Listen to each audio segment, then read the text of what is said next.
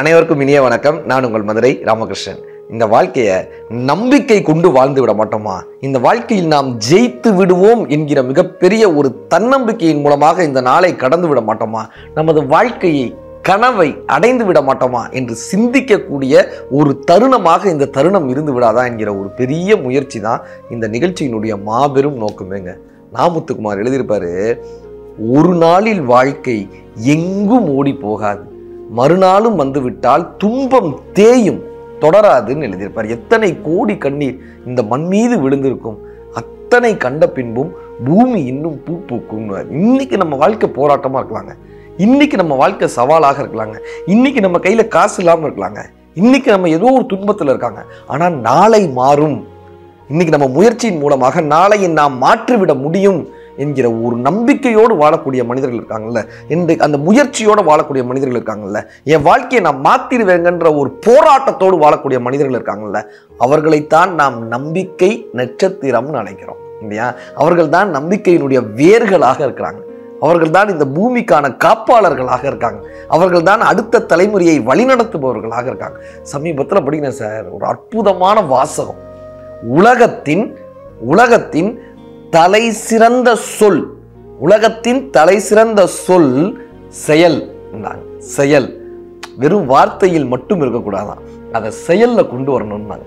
ராஜஸ்தான்ல ஆஷா அப்படின்றவங்கள பத்தி படிக்கிறேன். ராஜஸ்தான் மாநிலத்துல அந்த ஆஷான்றவங்க சின்ன வயதிலேயே அவங்களுக்கு கல்யாணம் பண்ணி வச்சுறாங்க. வாழ்க்கை பூரா போராட்டம், ஒடுக்கப்பட்ட சமூகம், ரொம்ப போராட்டம் அவங்களுக்கு. படிப்புல இருந்து எல்லாமே போராட்டம். சின்ன வயதுல கல்யாணத்தையும் பண்ணி வச்சிடறாங்க. அந்த கணவனை அவர் பிரிஞ்சு போயிடுறாங்க. ஏதோ ஒரு சண்டையில கணவன் பிரிஞ்சு போயிடுறாரு. இப்ப இந்த ஆஷா என்ன பண்றாங்க, துவண்டு போலங்க. ஆஷா வருத்தப்பட்டுட்டு உட்காரலங்க. இந்த சமூகம் நம்மளை என்ன சொல்லுமோன்னு போராடல. அவங்க என்ன பண்றாங்க, பள்ளி படிப்பை டிஸ்கண்டினியூ பண்ணியிருப்பாங்கல்ல, அதை படிச்சாங்க, முழுமையா படிச்சு முடிக்கிறாங்க. தொலைதூர கல்வி டிஸ்டன்ஸ் எஜுகேஷன்ல காலேஜ் முடிக்கிறாங்க, டிகிரி வாங்குறாங்க. எங்கேயாவது ஒரு வேலை கிடைச்சிடாதான்? ஏன்னா 2 பிள்ளைங்க, ஆஷாவுக்கு 2 பிள்ளைங்க, வயசான அம்மா, இவங்களுக்கு சாப்பாடு போடணும். இந்த ஒன்லி பிரெட் வின்னர் அப்படின்னு சொல்றாங்கல்ல, அவங்க மட்டும்தான் சம்பாதிச்சே ஆகணும். இப்போ இந்த குடும்பத்தில் வேற வழியே இல்லை. ஆஷா ஏதாவது ஒரு வேலை கிடைக்குமான்னு தான் டிகிரி எடுத்துட்டு படித்த சர்டிஃபிகேட் எடுத்துட்டு தேடுன்னு தர்றாங்க, ஏதாவது ஒரு வேலை கிடைச்சிடாதா அப்படின்னு. உங்களுக்கு என்ன வேலை தெரியுமா கிடைச்சிச்சு? குப்பை அள்ளக்கூடிய இந்த தூய்மை பணியாளராக ஒரு வேலை கிடைக்குது. தூய்மை பணியாளர் வேலை பரவாயில்லன்னு போறாங்க சார். பரவாயில்லன்ட்டு குப்பை பிறக்கக்கூடிய அந்த தூய்மை பணியாளருடைய பணிக்கு போறாங்க. படிச்சு டிகிரி வாங்கினவங்க இருந்தாலும் தூய்மை பணியாளராக போறாங்க. ஏன்னா வீட்டுக்கு சாப்பாடு போடுறோமே. அவ்வளவு போராட்டத்துக்கு இடையில படிக்கிறாங்க சார், மறுபடியும் படிக்கிறாங்க. ராஜஸ்தான் மாநிலத்தில் நடத்தக்கூடிய ராஸ் எக்ஸாம், RAS ராக்ஸ் எக்ஸாமுக்காக ப்ரிப்பேர் பண்றாங்க.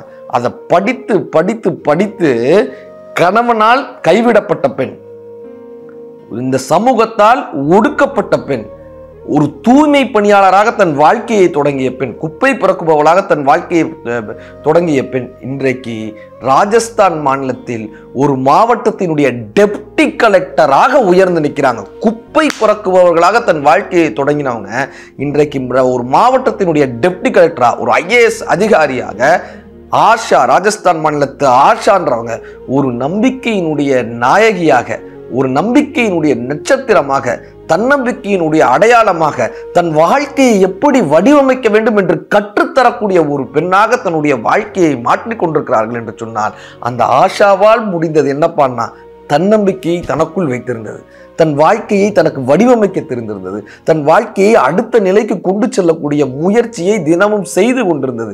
இந்த ஆஷாவால் முடியும் என்றால் ஏன் நம்மால் முடியாது என்ற நம்பிக்கையை இந்த ஆஷா நமக்கு கற்றுக் கொடுத்துட்டு போறாங்க. ஒரு தூய்மை பணியாளராக இருந்து இன்னைக்கு டெப்டி கலெக்டராக மாறி நிற்கிறாங்க. அதிகாரிகளுக்கெல்லாம் அதிகாரியாக உயர்ந்து நிற்கிறார்கள் என்று சொன்னால் ஏன் முடியாது நம்மால்? ஒரு பெரிய கேள்வி வருது இல்லை? இன்னைக்கு ஒலிம்பிக்ல 3 பேர் செலக்ட் ஆயிருக்காங்களே, ரேவதி, தனலட்சுமி, சுபான்னு தமிழ்நாட்டை சேர்ந்த 3 பேர் ஒலிம்பிக்கு செலக்ட் ஆயிருந்தாங்க. இந்த 3 பேரினுடைய வாழ்க்கையை பார்த்தோம்னா பெரும் போராட்டம். ஒரு குக்கிராமத்திலிருந்து வந்த ஒரு 3 தமிழ் பெண்கள், ஸ்போர்ட்ஸ்ல அவ்வளவு இன்ட்ரெஸ்ட்.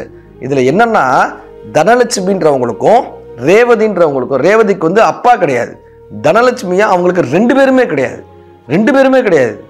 இவங்க பாட்டியால வளர்க்கப்படுறாங்க, அவங்க தாத்தாவால வளர்க்கப்படுறாங்க. இவங்க கொடுத்த ஊக்கம் ஷூ கிடையாது சார், ஷூ இல்லாமல் இருந்தாலும் கூட போராடி போராடி எங்கிருந்தோ கிடைக்கக்கூடிய ஸ்பான்சர்ஸ், எங்கிருந்தோ கிடைக்கக்கூடிய ஒரு நம்பிக்கை, எங்கிருந்தோ கிடைக்கக்கூடிய உதவி, மறுபடியும் மறுபடியும் தன் மீது நம்பிக்கை வைத்து பயணித்த இந்த 3 தமிழ் பெண்களும் இன்றைக்கு ஒலிம்பிக்கில் போய் பங்கேற்கிறார்கள் என்று சொன்னாலேயே அது எத்தனை பெரிய நம்பிக்கையினுடைய அடையாளம், எத்தனை பெரிய போராட்டத்தினுடைய வெளிப்பாடு இல்லை?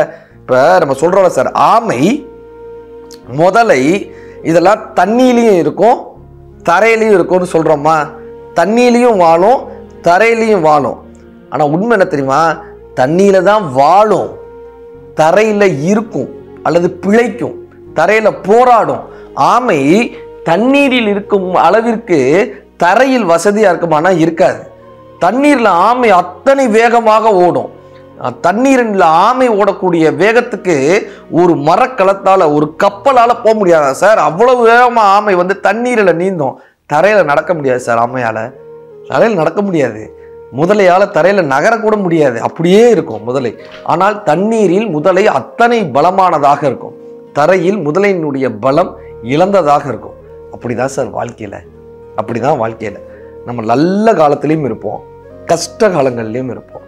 இந்த கஷ்ட காலத்துல எப்படி ஆமை, எப்படி முதலை நாம் மீண்டும் தண்ணீருக்குள் சென்று விடுவோம் என்கிற ஒரு நம்பிக்கையோட வாழுதுல.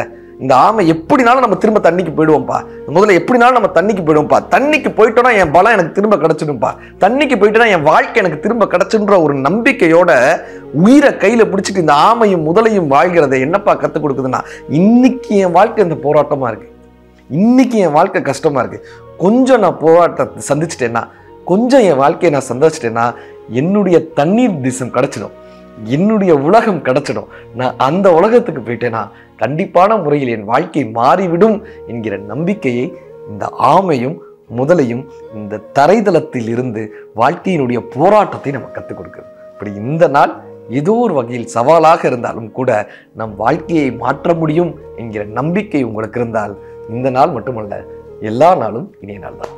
நன்றி.